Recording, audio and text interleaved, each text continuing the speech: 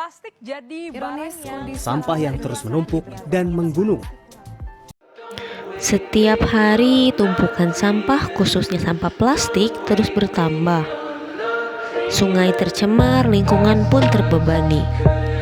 Dan sebagian besar masih bingung bagaimana sih cara mengelolanya.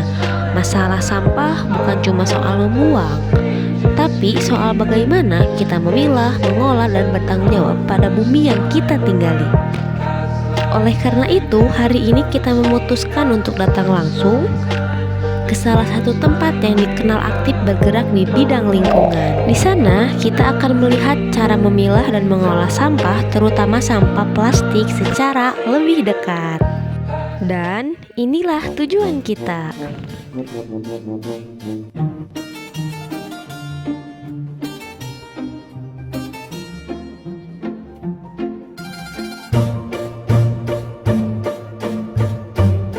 Oke teman-teman, saat ini kita sedang berada di Bening Saguling Foundation, yang dimana Bening Saguling Foundation ini berada di Kecamatan Ciamplas, Kabupaten Bandung Barat. betul, ada di Kecamatan Ciamplas, Kabupaten Bandung Barat. Halo teman-teman, kita lagi ada di Bening Saguling Foundation atau yang biasa dikenal sebagai Saung Eceng. Di sini bukan cuma tempat biasa, tapi ruang kegiatan yang bermanfaat. Ada sekolah dan taman baca buat belajar bareng. Terus ada klinik kesehatan untuk masyarakat dan juga pengolahan sampah yang ramah lingkungan. Semua ini dibuat untuk pemberdayaan masyarakat sekitar. Nah, setelah ini kita bakal wawancara langsung dengan para pengelola di sini. Yuk kita simak bersama. Saya kan sebelumnya perkenalkan, kita itu dari Universitas Islam Nusantara, Prodi Teknik Informatika. Nah kita tuh di sini ada tujuan dalam mengerjakan tugas dari mata kuliah kimia teknik, gitu kan? Kimia teknik, yang dimana menjadi salah satu matkul di teknik informatika. Mungkin yang pertama kita tuh pengen tahu bahwa di sini di Bening Saguling Foundation. Nah, pengen tahu gitu untuk Bening Saguling Foundation tersebut meliputi apa saja gitu kan untuk pengolahannya itu. Oh, jadi Bening Saguling Foundation adalah NGO yang berfokus dalam pelestarian Sungai Citarum khususnya. Jadi di sini itu ada pengolahan sampah anorganik, organik. Kalau organik dibikin jadi papan plastik board namanya. Nah, nanti di belakang ada pabriknya, kalian bisa lihat. Gitu. Kalau di sini organiknya dijadiin bahan makan maggot. Magotnya nanti dikasih makan Burung, ayam. ayam. Ya, ayam petelur. Ya. Ya, di sini ada 4.000 ekor ayam petelur. Jadi itu profil singkat Bening Saguling. Oke. Kalau non organik yang tadinya tuh sampah plastik dijadikan Plastik board namanya. plastik board. Mungkin nanti kita bisa lihat gitu ya kan, bisa bareng-bareng. Nah untuk yang selanjutnya pengennya tuh kita cara pengolahan dari limbah plastiknya tuh seperti apa supaya kita mungkin bisa diadaptasi, mungkin bisa kita lakukan di tempat yang lain gitu. Tapi mungkin tidak bisa ya kan? Kalau saya jelaskan bisa. Nah mungkin dijelaskan ya. Ya, bisa. Oke. Kalau untuk plastik boardnya, jadi kita ngambilnya kalau plastik board di sini dari plastik low value. Jadi Low value. plastik low value itu kayak kresek, plastik Kresek yang saset. hitam gitu ya. Iya, kresek yang warna apa aja. Oh itu. Kresek semua kresek. Terus kayak sampah multilayer, sampah plastik kayak saset. Oh. Nah, itu low value. Kalau high value itu kayak botol. Yang kayak gini ya. Nah, ini itu lebih high value. Ada harganya. ada harganya. Ya, kalau kayak kresek, kayak saset-sasetan itu harganya rendah lah. Nah, kalau di sini bisa jadi mahal. Oh iya. Nah, kalau cara jadi plastik boardnya adalah pertama dipilah dulu. Yang jelas itu dipilah dulu. Jadi harus low value sama low value, high value sama high value. Iya. Terus kan di sini ngambil limbahnya ada yang dari darat, cuman banyaknya fokusnya di Citarum. Kan kotor, banyak lumpur. sebenarnya. Dicuci dulu, dicuci, terus dicacah jadi kecil-kecil, terus dipres. Nah, dipres dengan kepanasan 180 derajat, jadi berbentuk seperti itu. Jadi ada cetakannya gitu. Jadi untuk si sumber sampahnya tuh dari sungai ya Kang? Dari sungai, tapi kadang dari darat juga bisa. Dari darat. Tapi Ya. kalau misal ada masyarakat yang ngasihin itu bisa juga Kang? Justru dibeli di sini. Oh, dibeli Iya. kayak di bank sampah kayak gitu. Ya, dibeli di sini untuk jadi plastik board. Jadi plastik board yang tadinya si sampah ini tidak memiliki harga jual ya kan, Ya. yang ringan gitu, yang murah, ini dijadikan barang yang lebih berharga gitu ya. Iya, betul. Nah, kalau boleh tahu berapa Kang untuk si itunya tuh, si board? Tergantung ketebalan, tapi mulai dari 400.000 sampai 600.000. 400.000 sampai 600.000. Iya. Nah, segimana itu Lupa lagi, cuman seukuran triplek lah. Nah, oh, segitu. triplek yang Ya, standar, ya, segitu. Oke. Oke. Nah, kalau itu tuh Ini kenalin Direktur Bening Masya Saguling. Allah. Oh iya, sama Akang juga belum Iya. kenalan. Saya Azan, ini Zikri. Oh, Kang, salam kenal.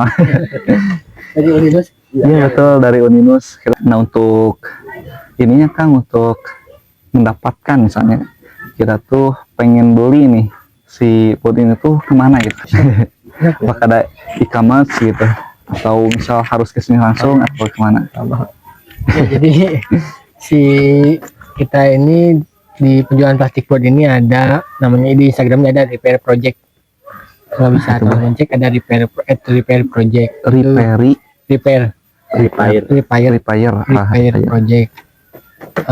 Terus sebetulnya bisa via offline ke Bening Saguling aja gitu. Kalau misalkan mau beli, kontak Bening Saguling bisa langsung via WA gitu. Bisa dikirim gitu. Nah, terus kan kadang sampah plastik ini jadi kendala gitu ya kan di masyarakat, kendala bagi pemerintahan gitu. Karena sampah ini semakin menumpuk, semakin banyak sehingga menjadi kendala gitu. Nah, kalau di sini kan sudah tersistemkan gitu ya, tersistematis bagaimana sampah non organik ini bisa menjadi barang yang berguna gitu, barang yang lebih berharga. Nah, pengen tahu itu harapan terhadap masyarakat terkait pengelolaan sampah. Nah, apakah bisa gitu masyarakat luas, masyarakat dimanapun, supaya sampah ini bisa dikelola dengan baik seperti di sini gitu?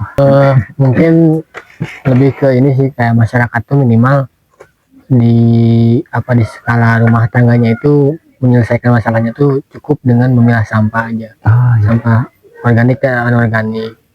Anorganiknya bisa tadi dimanfaatkan lagi ke bank sampah atau mungkin ke pengepul gitu, bisa. Organiknya bisa dibuat pupuk, atau mungkin kalau ribet ya bisa distorkan juga ke bank sampah. Ada bank sampah yang khusus organiknya. Oh iya. Gitu. Jadi dimulai dari rumahan gitu ya? Ya, skala rumahan gitu. Nanti mungkin kalau misal ada yang tergerak, mungkin skalanya masyarakat, kayak di sini gitu ya kan? Oke. Terus Kang, pengen tahu tuh untuk Bening Saguling Foundation ini tuh udah berdiri dari kapan nih? Ya, kita pada awalnya gerak itu tahun 2009, sebelum Bening Saguling itu kita ada namanya Koperasi Bangkit Bersama.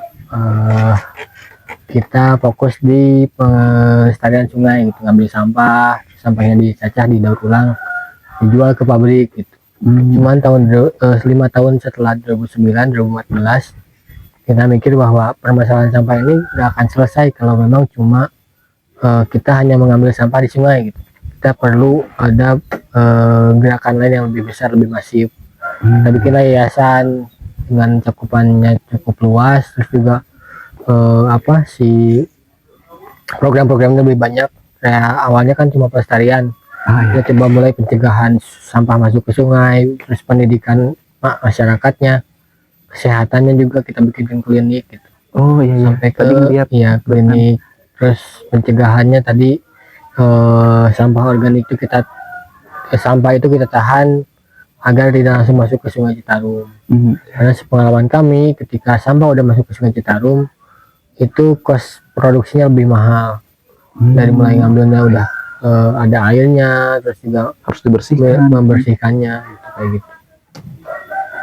Berarti dari mungkin di awalinya dari tahun 2009 ya, Iya, dari 2009. Nah mungkin ini kan udah lama gitu dari 2009 tentunya. Oke, tadi sebagai apa ya, sebagai keunggulan. Nah, dari keunggulannya kita si sampah ini menjadi apa ya, jadi harga jual yang lebih gitu. Nah kalau misal kendala gitu, kendala dalam hal tersebut tuh kayak gimana gitu kendalanya? Iya, kalau kami selalu menganggap di Bening Saguling itu ada dua kendala. Pertama kendala apa ya, eksternal ya, eksternal kayak misalkan di Sungai Citarum ini kita ada cuaca yang memang nggak bisa ngambil sampah gitu. Dan kalau lagi hujan pun setiap sehari itu operator kita ya nganggur, nggak bisa kerja, nggak bisa ngambil sampah. Terus juga keselamatannya juga kalau misalkan kita paksakan takut ada banjir atau apa. Oh betul. Gitu. Terus juga SDM sumber dayanya lah. Karena kami kebetulan namanya yayasan, SDM dan juga sumber dayanya terbatas gitu. Tidak seperti mungkin pemerintah yang uangnya banyak. Oh betul. Yang pokoknya terkait biaya lah ya itu. Tapi di samping itu kami juga bisa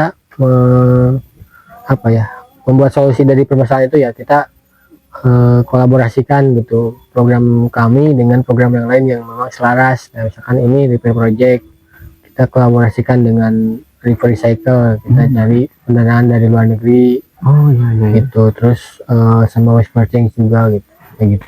Oh oke. Nah kan tadi kalau kita dengar bahwa di sini tuh ada yang tadi plastik board. Nah itu tuh inspirasi awalnya tuh kayak gimana gitu kan, karena kita sebelumnya belum tahu gitu bahwa plastik itu bisa kayak giniin. Karena sebelumnya mungkin yang lebih umum kayak cangkang kopi misalnya, bungkus kopi itu dijadikan karpet, bungkus kopi dijadikan tas. Nah itu mungkin yang lebih umum. Tapi kalau misal kayak giniin menjadi plastik board itu kan kita pun baru tahu. Nah pengen tahu gitu inspirasi awalnya itu dari mana gitu. Jadi awalnya itu kita tadi bergerak di Sungai Citarum itu tahun 2020 kita bekerja sama dengan River Recycle. River Recycle itu startup dari Finlandia. Dia ya direktur dan sampai ke bawahnya tuh dia emang teknikal banget lah gitu. Dan soal pembuatan mesin dan lain-lain. Terus mereka juga punya program duluan program plastik board itu di beberapa negara juga selain di Indonesia. Ada di Ghana, terus di India, di Filipina, di Vietnam, sama di Indonesia. Jadi ada 5 negara. Nah, jadi emang yang menemukan teknologinya dari Recycle dulu. Terus mereka nyari nyari kolaborator lagi. Di Sungai Citarum ada Bening Saguling ya, kita kerjasamakan. Akhirnya mereka bikinlah project plastic board gitu. Oke, kayak gitu ya. Berarti di sini tuh yang menjadi salah satu yang menjadi unggulannya yaitu itu ya Kang, si plastic board gitu. Mungkin kita pengen lihat Kang untuk produknya gitu. Jadi kayak sambil kita kerjasama dengan Santos Jaya Abadi, perusahaan Gede. Gede. Kalau ini apa Kang? Itu mah campuran ya. Nggak ada request. Jadi si itunya tehnya yang mempunyai alatnya awalnya, terus yang dari Repair Recycle gitu ya kan. Jadi itu kan mereka yang nyari gitu. Apanya? Untuk kolaborasi atau Akang yang nyari gitu untuk kolaborasi? Sama-sama nyari. Sama-sama nyari. Kebetulan cocok gitu ya kan? Saling membutuhkan. Ya, karena kadang saya juga mikir gitu Kang, kalau sampah cuma dibakar gitu ya, mungkin bagi orang yang masih suka dibakar mungkin itu sebagai sebagai solusi gitu, menghilangkan masalah. Padahal ketika dibakar itu justru muncul masalah yang baru ya kan, polusi gitu. Terus si sampah plastiknya juga masih ada ya, tidak habis gitu, tidak habis sampai ke nol gitu.